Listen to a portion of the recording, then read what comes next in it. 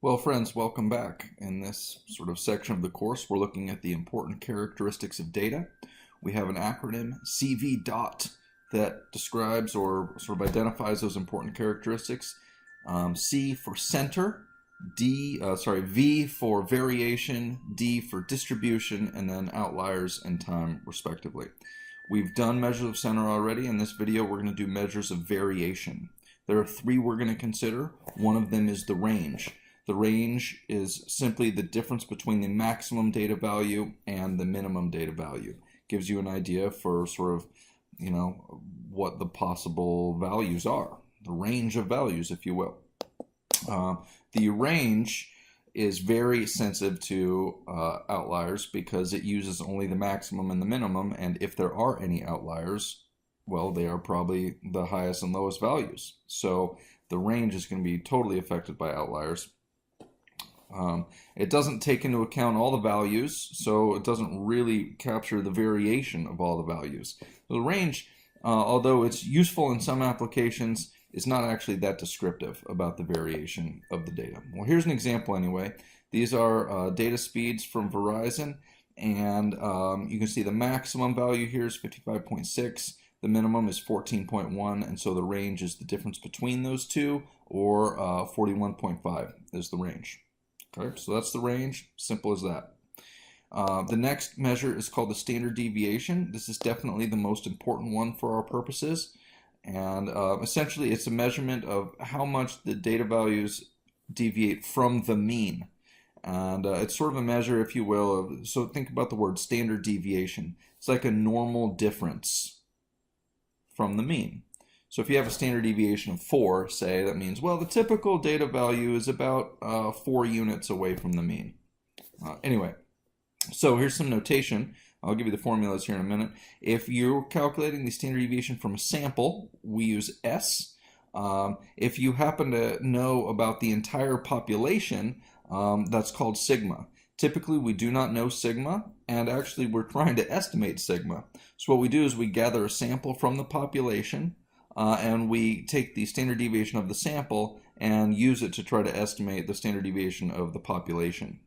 So S is used as an estimator, if you will, for sigma.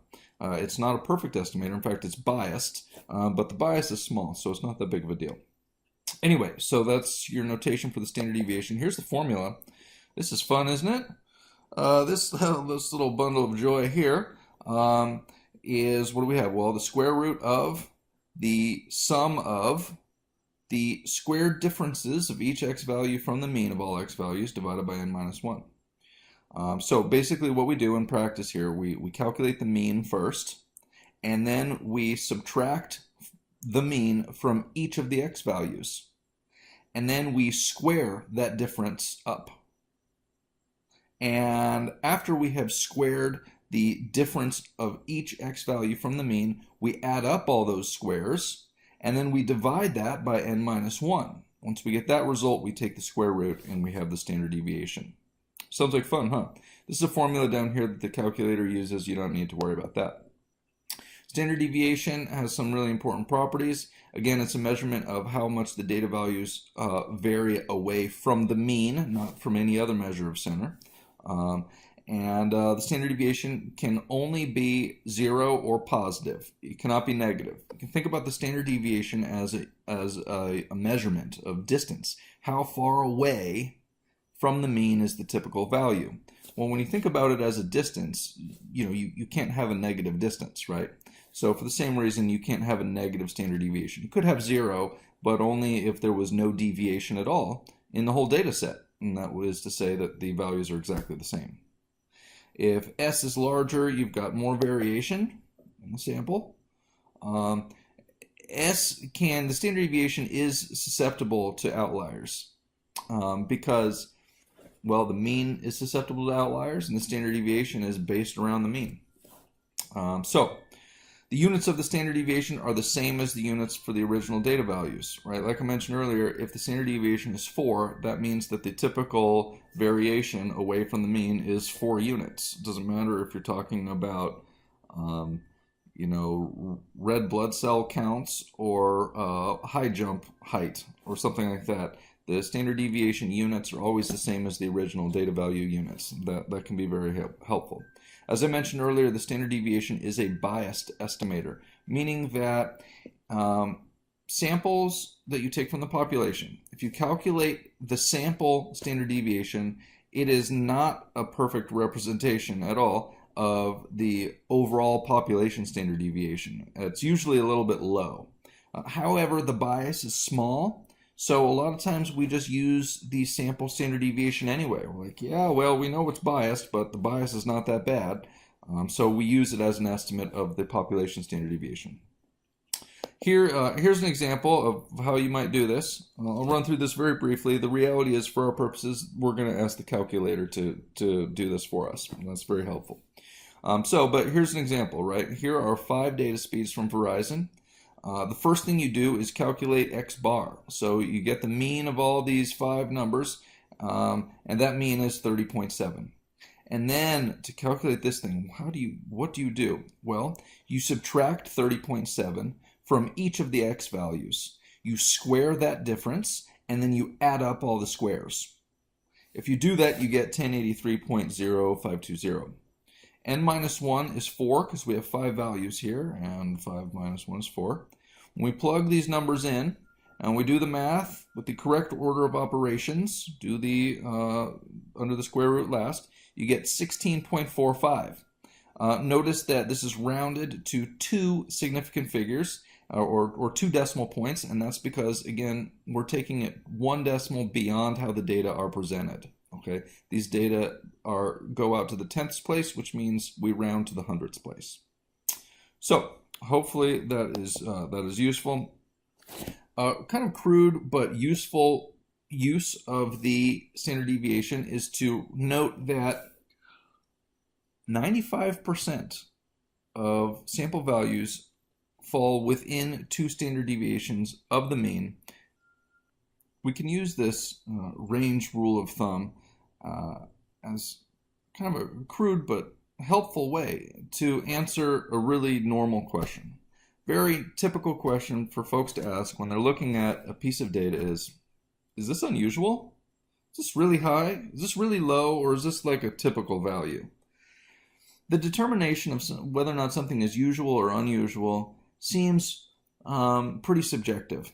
And so to make it objective, we adopt a convention. We say, look, it's not unusually low unless it is more than 2 standard deviations below the mean. It's not unusually high unless it is more than 2 standard deviations above the mean. So another way of saying that is depicted in this slide, right? Really significantly or unusually low values are less than 2 standard deviations below the mean, or more than 2 standard deviations below the mean. Significantly or unusually high values are more than 2 standard deviations above the mean. So we will come back to those ideas at relevant points later in the course. A lot of times you want to know the standard deviation. A really sort of quick, rough and ready way to estimate the standard deviation, if you're not able to get a decent sample, you could just look at the range and divide it by 4.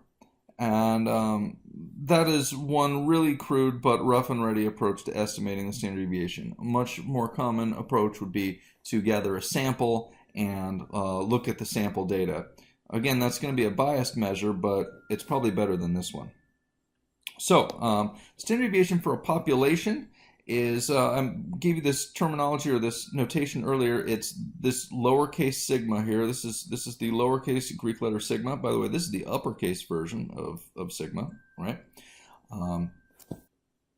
You notice in the formula here for the standard deviation, we've got the population notation. This is S instead of sigma. This is sigma instead of S. This is mu instead of X bar. Notice down here we have big N instead of little n. And furthermore, with the sample standard deviation, we're dividing by n minus 1. That is sort of a complicated explanation as to why, but trust me when I say this is more statistically sound. We do big N when we've got the whole population being measured. We do little n minus 1 if it's the sample. We subtract the 1 off because we've already used some of the statistical power in calculating the mean. And the sample could be wrong because it's a sample value, it's not the whole data set. Here, when we're doing the population standard deviation, we don't have those concerns, so we just go ahead and divide by the whole big N, and we've got mu in here. So, anyway, that's a standard deviation. I'll teach you how to do it on the calculator in one of our in a worksheet video coming up.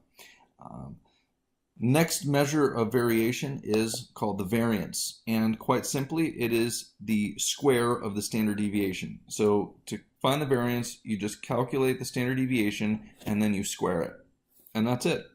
Pretty straightforward for the variance. Here's the notation. I mentioned this earlier, but here it is in a nice clean slide. S is the standard deviation of a sample. S squared is the variance of a sample. That makes sense because the variance is just literally the standard deviation squared. Here's sigma. This is the population standard deviation, and so the population variance is sigma squared because, again, the variance is just the square of the standard deviation. So that's good. The variance has some important properties. The main thing to note is that the units of the variance are not really interpretable. The units of the variance aren't the square of the unit of the original data values. So that makes them almost impossible to interpret. Now, the standard deviation, the units of the standard deviation are the same as the units of the original data values, so it's pretty easy to interpret what the standard deviation means. So the variance does have that issue. Variance is definitely subject to inclusion of outliers. If you have outliers in there, it's going to mess with the variance. The variance is never negative, right? It is the square of the standard deviation, which is also never negative. Now, the variance, the sample variance, is a good estimator, an unbiased estimator of the true population variance. Remember, we cannot say that about the standard deviation. The sample standard deviation is a biased estimator of the population standard deviation, but the variance is okay. So, anyway, coming back to the standard deviation, because that's definitely more important, I want to point out something to you, and that is that the standard deviation of a given data set really can give us a lot of good information about how the data are distributed. Okay, here's a normal distribution, and we have some beautiful little rules of thumb. 68% of all observations are within one standard deviation of the mean. 95% of all observations are within 2 standard deviations of the mean, and within 3 standard deviations of the mean, you've got 99.7% of all data. So these sort of guidelines can be really helpful for some rough and ready calculations. Take this one for example. IQ is distributed normally with a mean of 100 and a standard deviation of 15. The IQ scores from 70 to 130. What percentage of IQ scores fall within that range? Well, the key thing to note is that 70 and 30 are exactly 2 standard deviations away from the mean, right? 70 is 30 units away from 100. The standard deviation is 15. So 70 is exactly 2 standard deviations below the mean, and 130 is exactly 2 standard deviations above the mean. And that tells us that, well, 95% of all values should fall within that range. We will explore this idea in much greater detail in future chapters, but you can see already that this information can be pretty useful. Here's just a breakdown of what I just said. Essentially, the key is recognizing that 70 and 30 are exactly 30 units or 2 standard deviations away from the mean, which means there's 95% of all values within that range. So, hope this was helpful. I will see you in the worksheet video. Thanks for watching.